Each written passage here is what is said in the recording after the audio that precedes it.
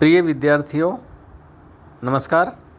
मैं doctor B are Shastri, सह आचार्य संस्कृत, बाबू शोभाराम राजकीय कला महाविद्यालय अलवर, आज आपको इस वीडियो में एमए पूर्वार्ध संस्कृत विषय के प्रथम प्रश्न पत्र वैदिक साहित्य और तुलनात्मक भाषा विज्ञान के पाठ्यक्रम के विषय में समझाऊंगा कि इसके पाठ्यक्रम में कौन कौन सी पुस्तकें हैं और अंक विभाजन किस प्रकार से होगा।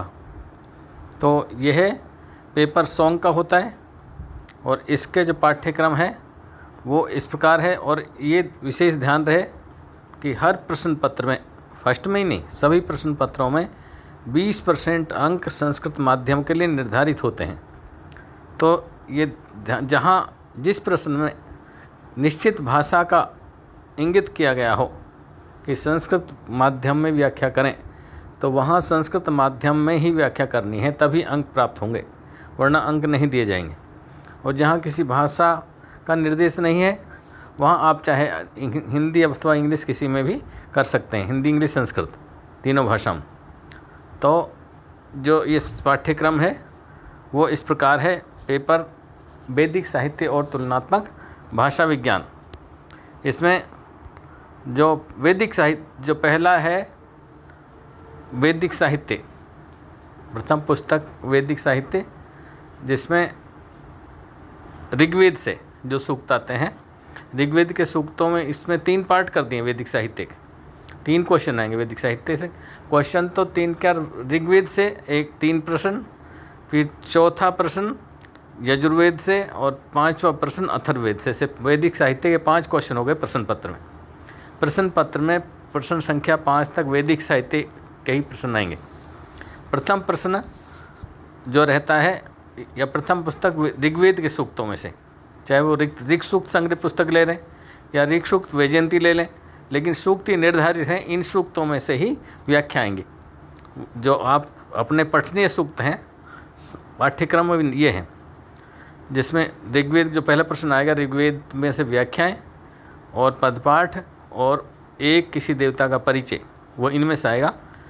तो इसमें अग्नि सूक्त प्रथम मंडल का 12वां सूक्त ऋग्वेद का, रुद्र सूक्त दूसरे मंडल का 33वां, विष्णु पहले मंडल का 154वां सूक्त, अक्ष 10वें मंडल का 34वां सूक्त, और वरुण 7वें मंडल का 86 सूक्त, वाक 10वें मंडल का 125वां सूक्त, पुरुष 10वें मंडल का 90 और नासदीय सूक्त 10-129, 10वें मंडल का 129वां सूक्त। ये हैं ऋग्वेद के सूक्त। अब इन सूक्तों में से क्वेश्चन आएंगे 3। प्रश्न पत्र के प्रथम प्रश्न संख्या 1, 2, 3 इसी में से आएगा। प्रथम प्रश्न आएगा वो इन जो निर्धारित आपको सूक्त बताए हैं, इन सूक्तों के मंत्रों में से 4 मंत्र दिए जाएंगे और उनमें से 2 मंत्रों की व्याख्या आपको करनी, से प्रसंग व्याख्या, 2 मंत्रों की से प्रसंग व्याख्या करनी है। तो ये जो है 10-10 अंक होंगे। पर ये ध्यान रहे कि ये जो 2 व्याख्याएं करनी हैं, इनमें से एक व्याख्या संस्कृत माध्यम से करनी होगी। एक आप हिंदी इंग्लिश किसी में कर सकते हैं, लेकिन एक व्याख्या संस्कृत माध्यम में करनी होगी 10 अंक की। तो ये 2 व्याख्याएं हुई कि एक किसी भी माध्यम में, एक संस्कृत माध्यम में, इस तरह 20 अंक की हो गई। और वैदिक साहित्य से दूसरा प्रश्न है वो जो प्रश्न संख्या 1 में जो मंत्र दिए 4 मंत्रों में से 2 की व्याख्या करनी थी, तो उन 4 मंत्रों में से किसी एक मंत्र का पदपाठ आप कर सकते हैं। ये 4 अंक का हुआ। 4 में से किसी एक मंत्र का पदपाठ, ये 4 अंक का हो गया। ये प्रश्न संख्या होगी 2 जो ऋग्वेद से ही। प्रश्न पत्र की प्रश्न संख्या 3 वो जो आपके ऊपर निर्धारित सूक्त हैं ऋग्वेद के, उन सूक्तों में से किन्हीं 2 देवताओं के नाम आएंगे। किसी 2 देवताओं में से एक का परिचय लिखना होगा। परीक्षार्थी को किसी उन 2 में से एक का परिचय, स्वरूप वर्णन लिखना होगा।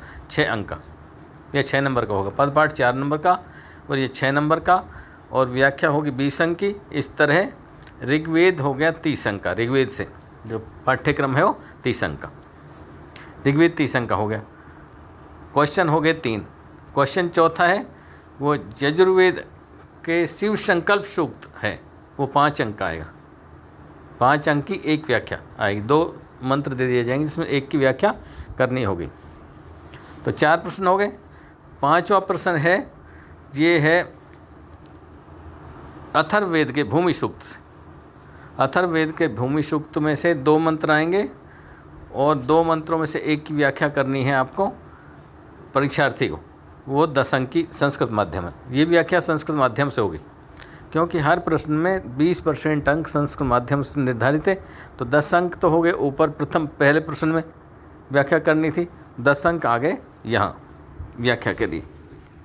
इस तरह जो संस्कृत माध्यम था 20 अंक वो पूरे हो गए। ये वैदिक साहित्य खत्म हो गया, जिसके प्रश्न बन गए आपके 1 2 3 4 5। वैदिक साहित्य के 5 प्रश्न बन गए। दूसरी पुस्तक है वो है निरुक्त। निरुक्त प्रथम अध्याय। निरुक्त प्रथम अध्याय में से 4 गद्यांश अथवा पद्यांश दिए जाएंगे और उन 4 में से 2 की से प्रसंग व्याख्या करनी होगी। ये 7.5 + 7.5 15 अंक की। और निरुक्त में से ही जो अगला क्वेश्चन है, ऊपर 5 क्वेश्चन हो गए थे, 3 2 5 5 और छठा निरुक्त से हो गया। 7वां ये भी निरुक्त से, जिसमें निरुक्त में प्रथम अध्याय में से 10 पद दिए जाएंगे। 10 पदों में से 10 पदों में से 5 पदों की आपको निर्वचन करना होगा। 5 पदों का निर्वचन। निर्वचन हिंदी में, व्याख्या निर्वचन संस्कृत में, व्याख्या हिंदी में करें, ऐसा भी आ सकता है। निर्वचन करें ऐसा आ सकता है। तो 5 पदों का निर्वचन 10 पदों में से करना होगा, 10 अंक का। और उसके बाद भाषा विज्ञान। भाषा विज्ञान के भी 2 पार्ट किए हुए हैं। भाषा विज्ञान के पहले पार्ट में, भाग फर्स्ट में, रूपरेखा, क्षेत्र, भाषा उत्पत्ति के प्रमुख सिद्धांत, उच्चारण, स्थान, ध्वनियाँ, स्वर तथा व्यंजन बिंदुओं में से 2 प्रश्न पूछकर 1 का उत्तर। तो इन बिंदुओं में से कोई 2 प्रश्न आ जाएंगे, 2 में से 1 का उत्तर दिया जाएगा, वो 10 अंक का। 10 अंक का ये हो गया। और अगला प्रश्न जो इसी में से आएगा, क्योंकि भाषा विज्ञान के 3 प्रश्न कर दिए। भाषा विज्ञान में पहला प्रश्न हो गया, इन बिंदुओं में से कोई 2 प्रश्न। और फिर दूसरा है जो भाग, उसमें से ध्वनि परिवर्तन के कारण, ध्वनि नियम, भाषाओं का वर्गीकरण, अर्थ परिवर्तन कारण, संस्कृत ध्वनियों का विकास, संस्कृत और अवस्था, संस्कृत और पाली, संस्कृत और प्राकृत। इन बिंदुओं में से कितनी 2 पर टिप्पणियाँ लिखनी होगी इनमें से। और ये है 10 अंक का। कोई 2 पर टिप्पणी लिखी तो हाँ, इस दोबारा देखें, जो भाषा विज्ञान का प्रश्न दूसरा है, इसमें ध्वनि परिवर्तन कारण, ध्वनि नियम, भाषाओं का वर्गीकरण, ध्वनि परिवर्तन कारण, संस्कृत ध्वनियों का विकास, प्राकृत और अवस्था, संस्कृत और पाली, संस्कृत प्राकृत। इन बिंदुओं में से 2 प्रश्न आएंगे, ध्यान दें। भाषा विज्ञान में दूसरा प्रश्न जो ये इन बिंदुओं में से कि 2 प्रश्न आएंगे, जिसमें से 1 का उत्तर देना होगा। ये भी 10 अंक का है। जो टिप्पणी है वो प्रश्न संख्या 3 में आएंगी। भाषा विज्ञान का तीसरा प्रश्न आएगा कि जो भाग सेकंड था, भाग सेकंड के जो बिंदु बताए थे आपको, ध्वनि परिवर्तन कारण है, ध्वनि नियम है, भाषाओं का वर्गीकरण है, अर्थ परिवर्तन, ये जो बिंदु थे, इनमें से किन्हीं 2 बिंदुओं में से भाग 2 के बिंदुओं में से 4 टिप्पणी पूछकर उनमें से 2 पर टिप्पणी लिखनी होगी परीक्षार्थी को। 4 टॉपिक दिए जाएंगे, उनमें से 2 पर टिप्पणियाँ लिखनी होगी परीक्षार्थी को। तो ये सिलेबस होगा पूरा 100 अंक का। तो अब इसी तरह प्रश्न पत्र की परीक्षा की तैयारी की जाए तो अंक बहुत अच्छे आएंगे और अच्छा होगा।